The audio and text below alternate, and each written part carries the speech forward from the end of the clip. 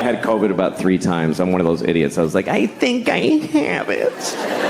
Can you feel?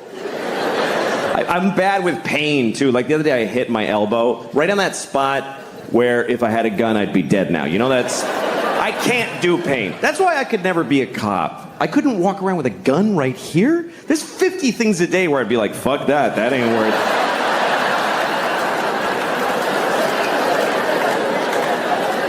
That's my main problem, by the way, with the whole defund the police idea. What about people that want to commit suicide by cop? What about them? Anyway, we'll put a pin in that, but... We had a lot of protests in New York, and now we have protesters that just live here. They're not at a protest, they're just here. I saw a protester in Washington Square Park. She had green hair and dirty legs. And she's holding a little piece of cardboard, and it's with a Sharpie that said, "Abolish billionaires." And she's just standing there. And I thought, I don't think that's going to do it. It doesn't feel like that's going to result in Jeff Bezos going, "What's happening to me?"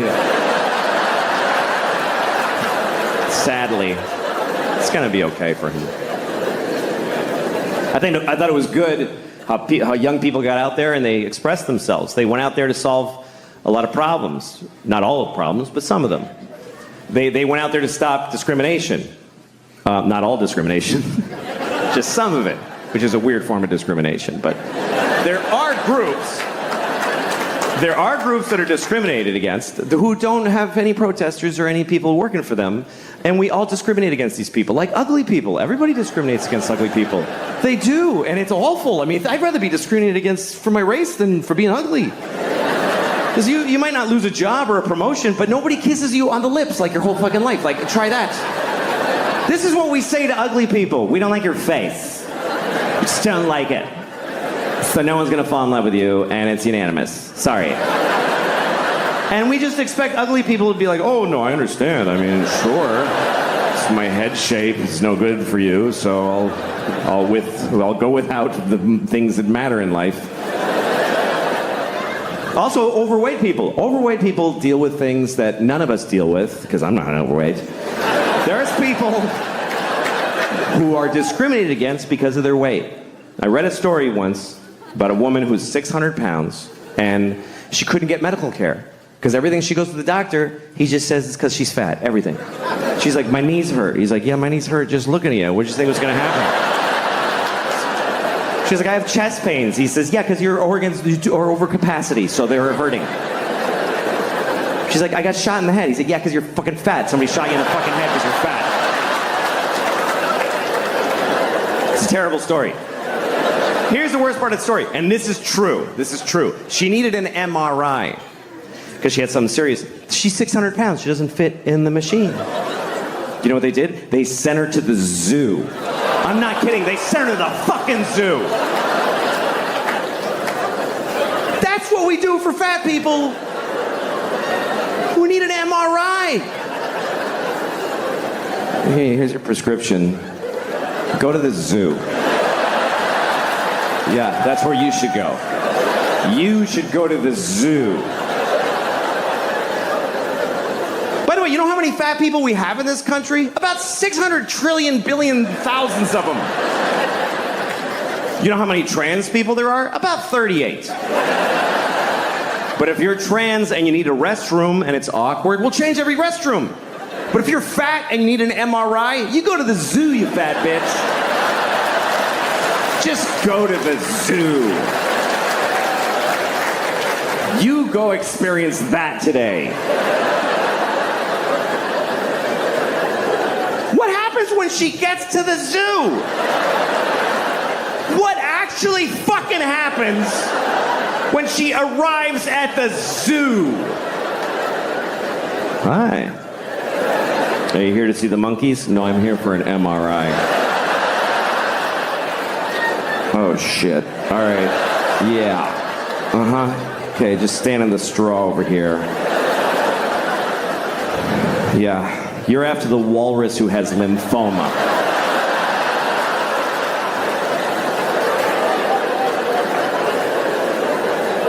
way, why is there an MRI machine at the fucking zoo? Who was developing that instead of a fat human being MRI? Who's paying for this shit? You don't give an elephant a fucking magnetic resonance image test. What are you, fucking high? That's obscene. If an elephant is sick, you just listen. You do this thing.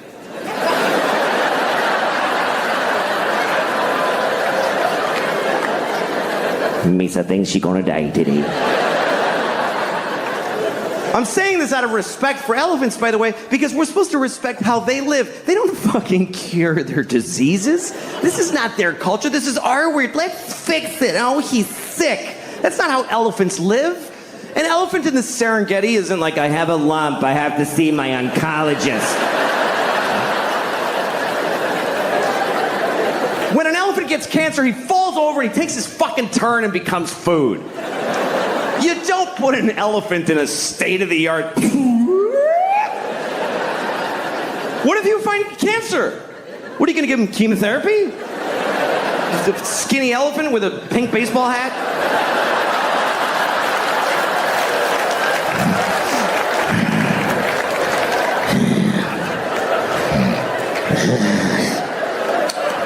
Each day is a gift.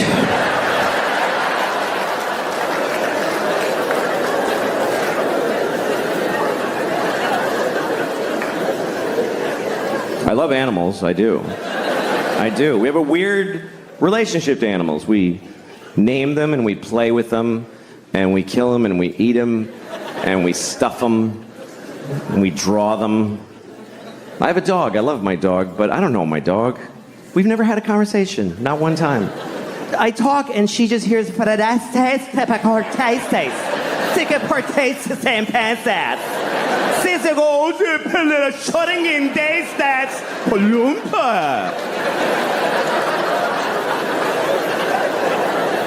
looks at me and I'm like, yes. She's like, what? You don't know what the fuck I'm thinking. Fuck you. I don't know this bitch. I have no idea what she's thinking. I really wish I did. I wish I knew what she was thinking. It's my biggest wish maybe in life is that I knew, because I know she has thoughts. I know she does. There's no way she's just like, dog. There's stuff going on in here. I've seen it. You ever watch your dog make a decision? You ever watch your dog just walk in the room and then look around like...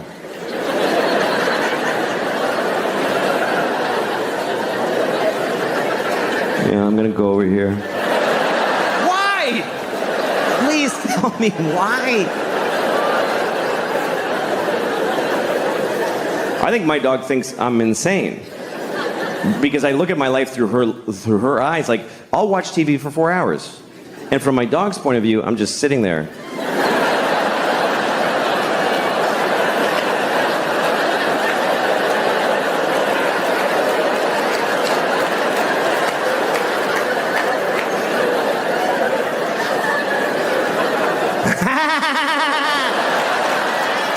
Why the fuck is he laughing? What happened?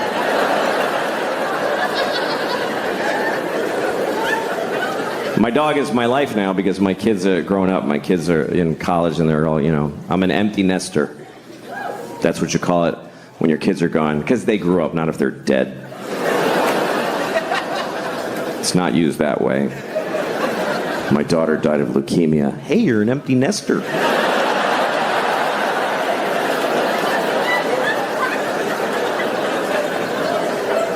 I miss it. I miss having little kids.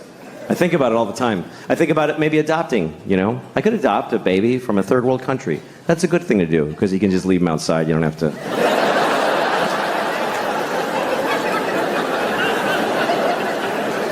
You know, it's interesting. We've been adopting babies from other countries in America for a long time. You know, other countries do it too, but I live here, so I'll talk about that. But it's an interesting thing. It's not a biological imperative to go get a baby from thousands of miles away, but we've been doing that in large numbers here for a long time. And not always for the same reasons. There's been different reasons why we've done it.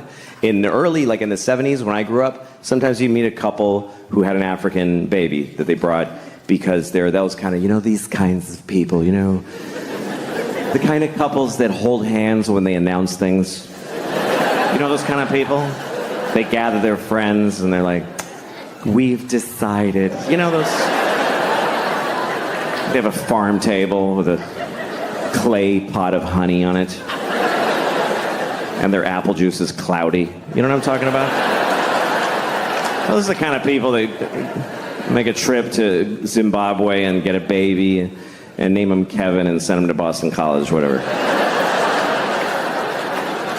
That was like the 70s and 80s. Then in the 90s, it became very popular with gay couples started to adopt babies from China because they want to have a baby, but they can't. They both have dicks. I don't know if you know that. Did you know that? Gay couples have 2 dicks. So they can't make a baby. You can try. You can... It's really fucking... You could try to come into one dick with the other. Like, if you line up the dick holes... And you can come and the sperm goes up this dick and down that one. And then the sperm gets to the balls and they're like, wait, what the fuck? Did we turn around? Because we're in the balls again.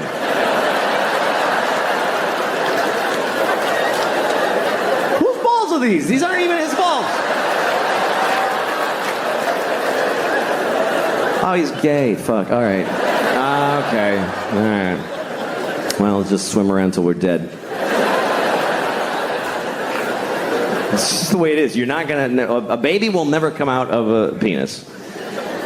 It's good. It's a good thing. Because it's hard for women. Imagine pushing a whole baby out of your penis dick hole. Even just a hand. Yeah. Anyway, so that's why gay couples adopt. That's why. And often from China, because they make a lot of stuff there.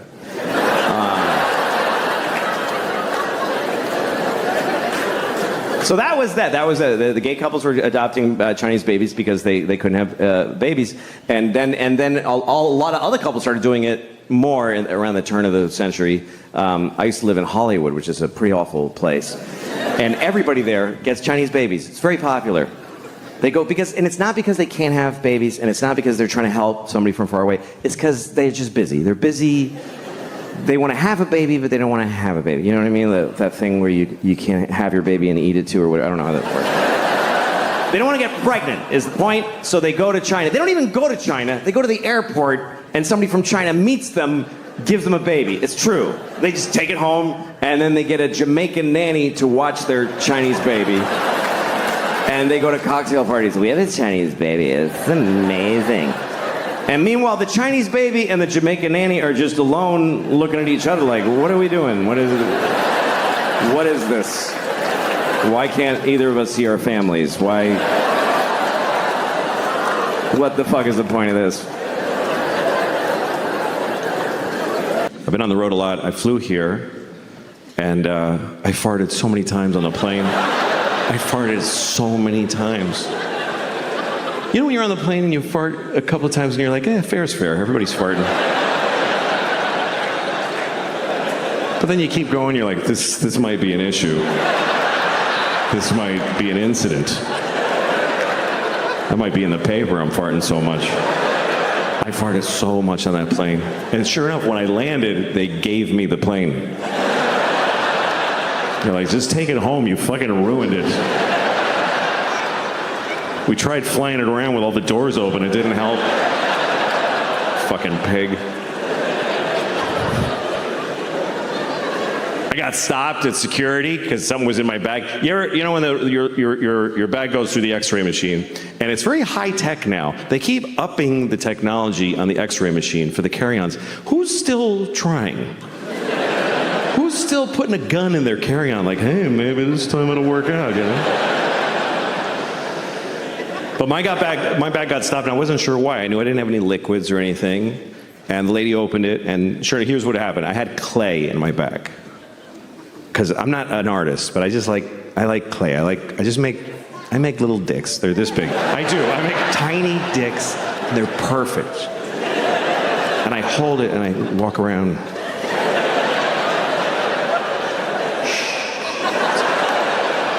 It's okay. And then when I get upset, I smush it. Now you're nothing. Now you're nothing.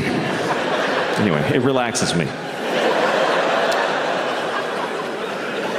So I didn't think about this in terms of security until the lady took it out. It's a plastic bag with gray clay. It looks like C4 plastic explosive. And she's like, what is this? And I said, it's clay from an art store. She goes, I can't let you have it. I said, all right. So she threw it away, and she says, have a nice flight. I'm like, look, either that's a bomb or it's not.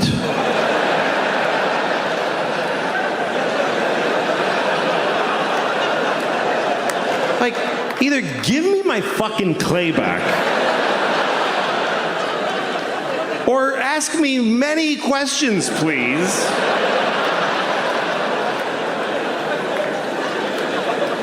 Is that the procedure? Hey, this guy has a bomb in his bag. Oh yeah, you can't have that on the plane, I'm sorry. Yeah. You can explode it here, but you can't take it on the plane, I'm sorry. I know it's stupid, it's just because of that one guy ruined it for everybody. But I never get irritated by traveling because I love to travel. I love that I get to do this and travel. I traveled all over the world this year. I was in Europe, I was all over the place. And you know, when you travel, you don't get to have the things you're used to having, but you get to have things you never had before. That's a trade-off. Like I was in Sweden. Now if you're in Sweden and you go to, like say you're at a hotel and you want breakfast, they don't have maple syrup. They just don't have it. But they do have do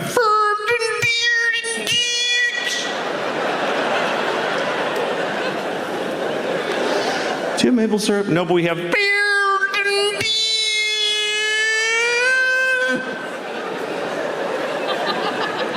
I'll have that, that's fine. It's the same all over the world. You know, you go to Tokyo. Do you have peanut butter? No, but we have is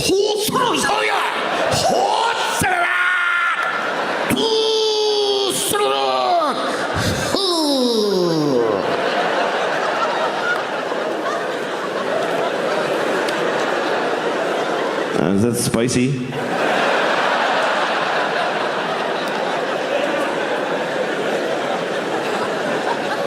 Same all over the world. You go to Africa. Oh, okay, just the Swedish and the Japanese. No, yeah, that's right. No, you're right. Yeah, just the Swedes and the Japs, but don't fuck around. Yeah, no, Africa's not okay, because they can't take a joke in Africa. They're very fragile people. So they need you to protect them against jokes. So good job. Rightly so. I'll skip Africa. I don't even know what it is.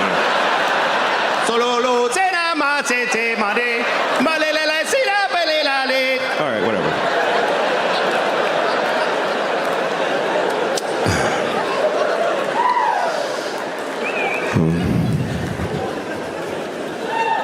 But I like traveling. I like seeing people. I don't care about the place. I was in Glasgow, Scotland, and I was in a train station, and I saw this old man, old Scottish man, with a little boy, about 10 years old maybe, this tall, red hair, and he's holding his hand, and they're walking. It was really sweet. Then they got to the train, and the man's gonna get on the train, but he bends over, and he kissed this little boy on the lips for a long time. They were like, it was weird. It was like making, and the kid had his hand on the back of his head and everything. And I was like, oh no. Oh no. He's making out with that little boy. But then I look closer and I realize it's not a little boy, it's an old lady. It's a little old Scottish lady. But then I looked even closer and I was like, oh no, it is a kid. It's a little Scottish boy, and he looks old because life is hard there. His dad keeps kissing on the mouth and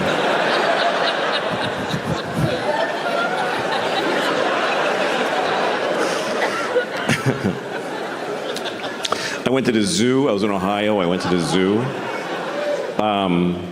You go to the zoo when you're on the road, right? You don't go to the zoo in your hometown. It's not like you're at work, like, I should hit the zoo. Oh, shit, it's gonna close. Fuck. I just really want to see a monkey's face right now, really bad. It's gonna be a bad night if I don't look at a monkey. I'm gonna hit both my kids if I don't see a monkey tonight before I get home. Anyway, I went to the zoo in Ohio with a friend of mine, and we went to see the lion. And it's always a shit lion, you know. It's not a. The zoo lion's never like. Argh. He's just sitting on a fake rock, just eating lamb chops from Costco. My friend said, "That's really sad." He said, they should free that lion. I was like, what are you seeing in your mind exactly? Describe your wish to me. He said they should take that lion to Africa. And what, just let him out of the car? Good luck, lion. The lion's like, what the fuck is this shit?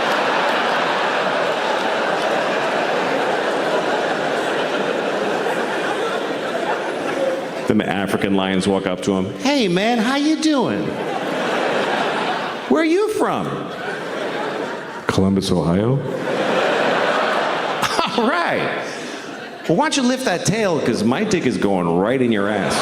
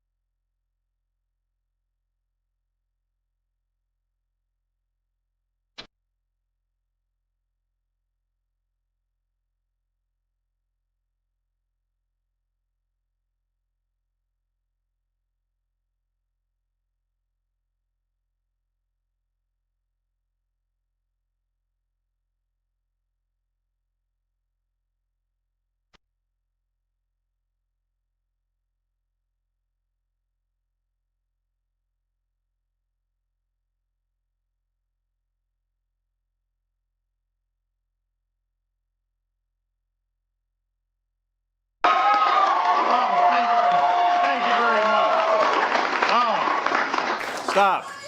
Hi. It's a little early for that.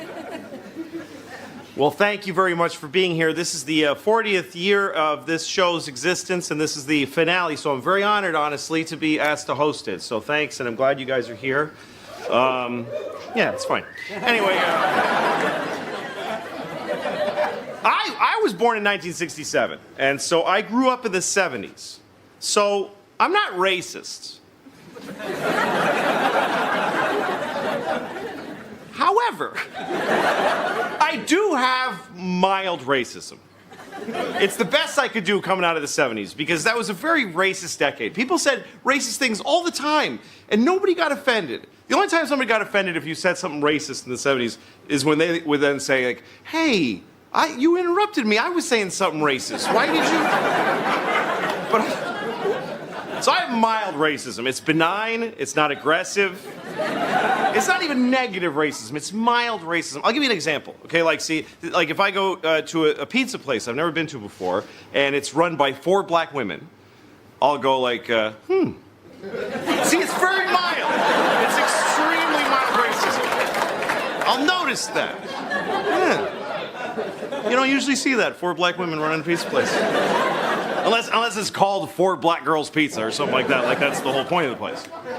It's mild. Here's another example of mild racism. If I say I'm in a hospital and the doctor comes in to treat me and the doctor's from China or India, I'll think, well, good. Good, more of that. Why not?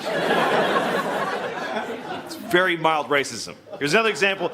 If I'm in a gas station late at night, and a young man comes in wearing a hooded sweatshirt, if he's white, I'll think, oh, he's an athlete. If he's black, unless he has a big smile on his face, then I become mildly racist, and this is what I think. I think, that's fine. Everything's fine.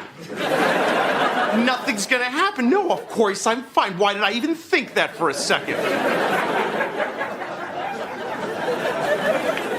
This is because I was raised in the 70s. The 70s were a very different time. The 70s, everything was different in the 70s than it is now. Except the Middle East is exactly the same. It's exactly the same as it was in the 70s. It's been the same fights, and you know what? It's boring now. That's the worst part of it. When I was a kid, we were like, ugh, but you can't go like this for like 1,000 years. After a while, when you fight, people don't care, because when you're just both, you just keep fighting. Everybody's like, those guys are dicks. They just fight. That's what it's like. You know, like I have 2 kids, and they fight sometimes. And when they first start fighting, I get concerned. I go in their room, I'm like, hey, what's going on? What's wrong? Why are we having some feelings? Can we listen to each other, please? Can we please just listen to each other? Okay, you go first. And then she goes, she's like, yeah,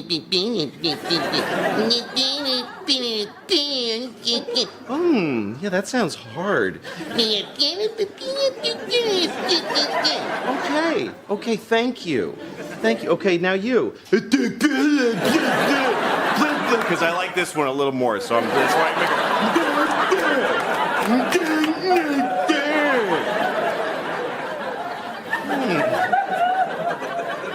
And they work it out. You help them work it out. But if they keep fighting, you stop doing that. After a while, you just go in the room and you just go, hey, just shut up. Fuck you, you're both wrong. Because you won't stop fighting. You're in a family. There's other people in this family, and you're being a couple of selfish little bitches that won't fix anything.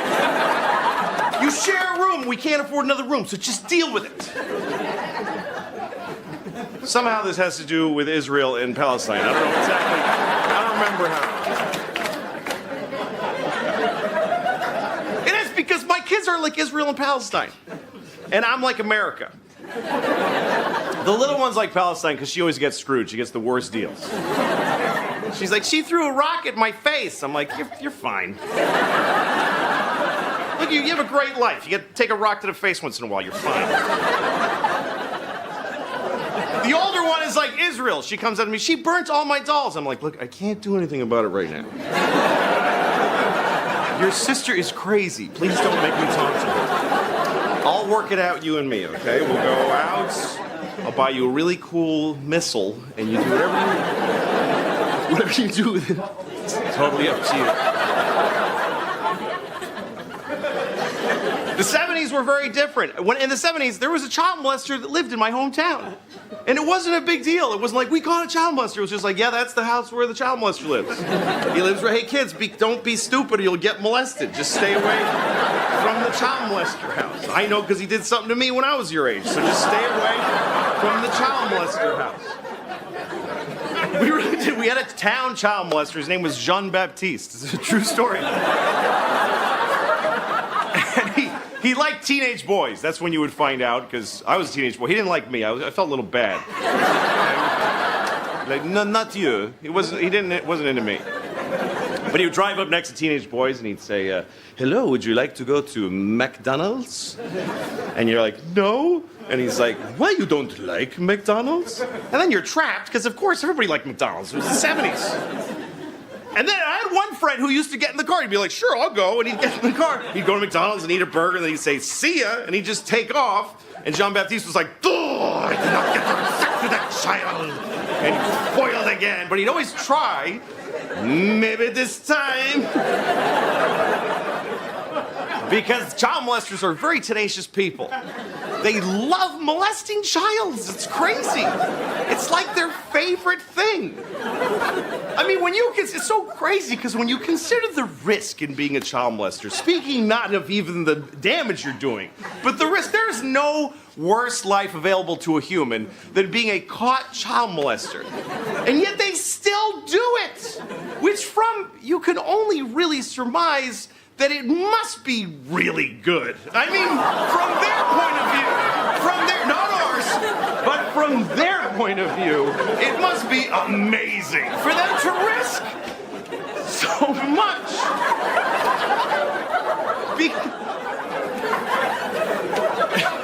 How do you think I feel? It's my last show, probably.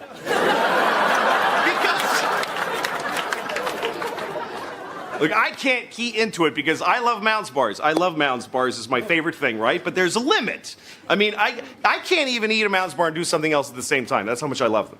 Like, if I'm eating a Mounds bar, I can't read the paper like, I have to just sit there with it in my mouth and go, why is this so good? I love this so much.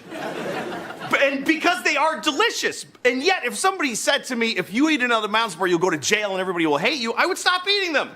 Because they do taste delicious, but they don't taste as good as a young boy does and shouldn't. To a child molester, not to me. Not to us, because we're all awesome.